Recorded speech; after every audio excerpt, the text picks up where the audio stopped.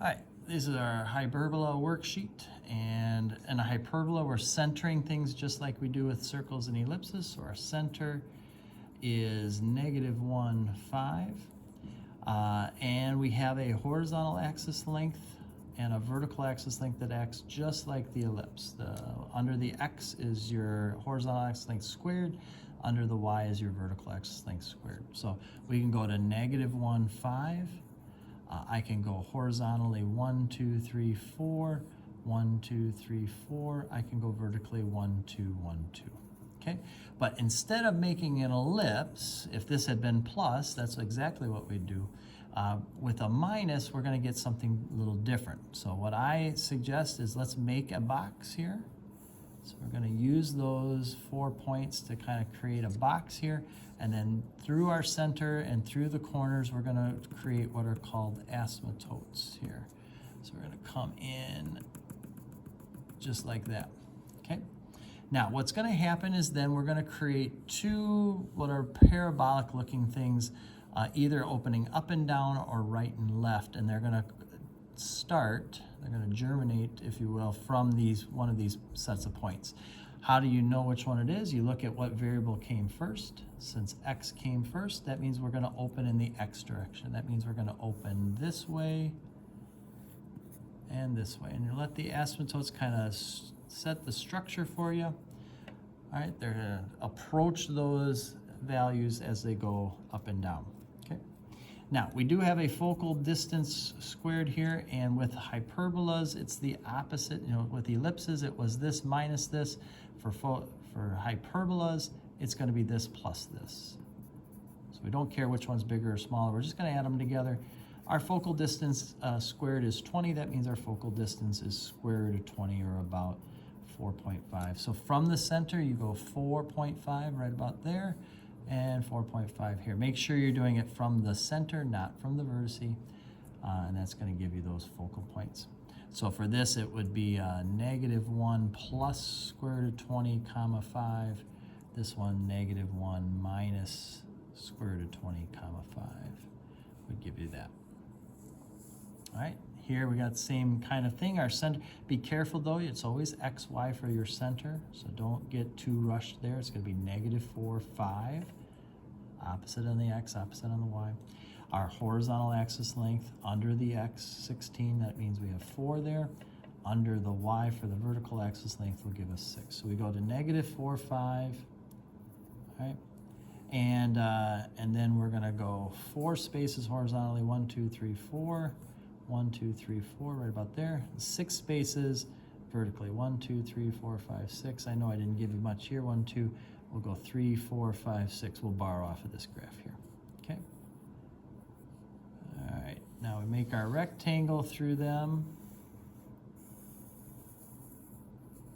And then we're going to draw our asymptotes right through the center and corners. So best you can, go through your center and corners. There's your asymptotes. And again, we're going to open up and down or right, left. We look, we see Y came first. So we'll open in the Y direction here. Like that, and like this, right off of those points. If you just take those two things and flip them, then we would open right, left. Same structure, same everything, just we'd open right, left instead of up, down. Okay. Our focal distance squared is 36 plus 16, which is 52. So therefore, our focal distance is the square root of 52, which is about 7 point something. So from the center, we're going to go 1, 2, 3, 4, 5, 6, 7, and a little bit past, right about there. 1, 2, 3, 4, 5, 6, 7, a little bit past, right about there. There's our focal points for that. If you needed to know what that was exactly, it would be -4, comma 5 plus square root of 52, and -4, comma 5 minus square root of 52. All right. For number 3, we got to complete the square, our favorite thing to do. Let's pull the X parts off. So -16X, we're going to come back to that. -9Y squared minus 18Y. Let's kick that 29 over to the other side. All right, I'm going to pull that 4 out of both of these and leave a space. We're going to pull the -9 off and leave a space. Okay? In this space, we're going to put a positive 4. Half of 4 is 2. 2 squared is 4. Even though we wrote 4, we really added 16. So we're going to do a plus 16 here. Here we're going to put a plus 1. Half of 2 is 1. 1 squared is 1. Even though we wrote plus 1, we really did a minus 9. So we'll do a minus 9 over here too. Okay. So this is going to give us 4 times x minus 2 squared minus 9 times y plus 1 squared equals 36. Now divide everybody by 36 and reduce. You're going to get x minus 2 squared over 9 minus y plus 1 squared over 4 equals 1. Okay, so our center is 2, negative 1. So 2, negative 1 right there. There's our center. Okay, our horizontal axis length is 3. 1, 2, 3. 1, 2, 3. Our vertical axis length is 2. 1, 2, 1, 2. Make your structure. Draw the asymptotes. Look at what came first, x, and so we'll open in the x direction. Just like that and that. Okay. Our focal distance squared is 9 plus 4, which is 13. So our focal distance is the square root of 13, which is around 3 point something or other. So from the center in the horizontal direction, we go 1, 2, 3, and a little bit past. 1, 2, 3, a little bit past. There we go. This would be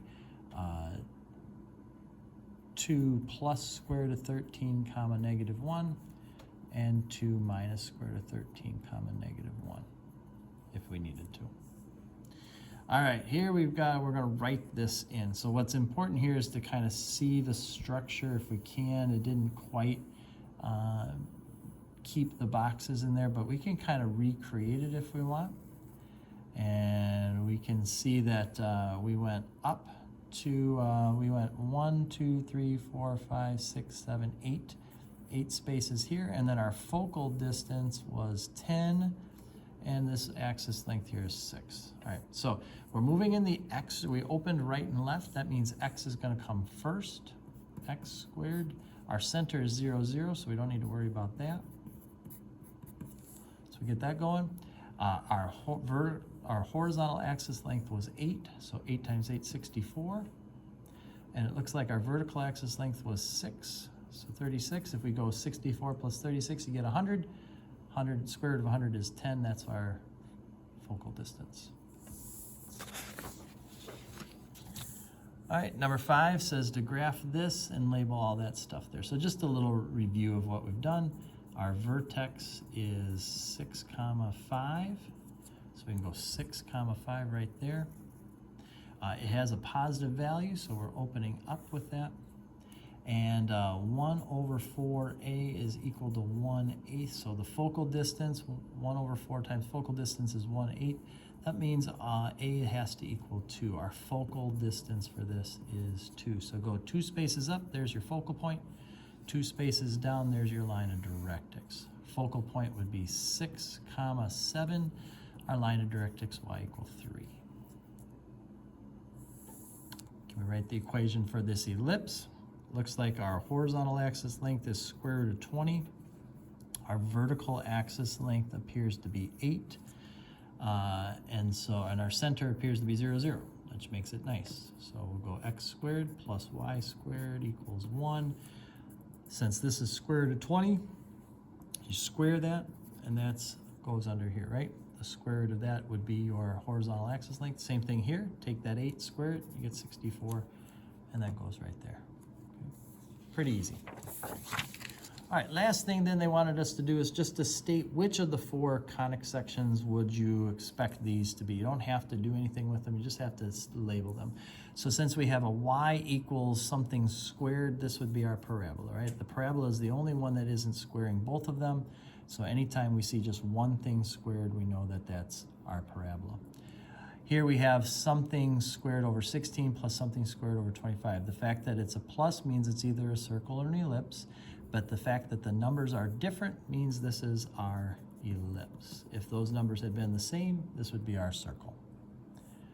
When we see squared minus squared, right away we're thinking hyperbola for that. When we see squared plus squared and the coefficients are the same in front of them, then we're thinking circle for that. Okay, so that helps us here because we see we have squared plus squared. Doesn't matter, this other junk doesn't really matter. We have squared plus squared and the numbers in front are different. This is your ellipse. You see squared minus squared, again, doesn't matter what the numbers are, that's your hyperbola. Anytime you have squared minus squared, hyperbola. Here we have squared and nothing else squared, that's our parabola. And here we have squared plus squared and the numbers are the same, that's our circle.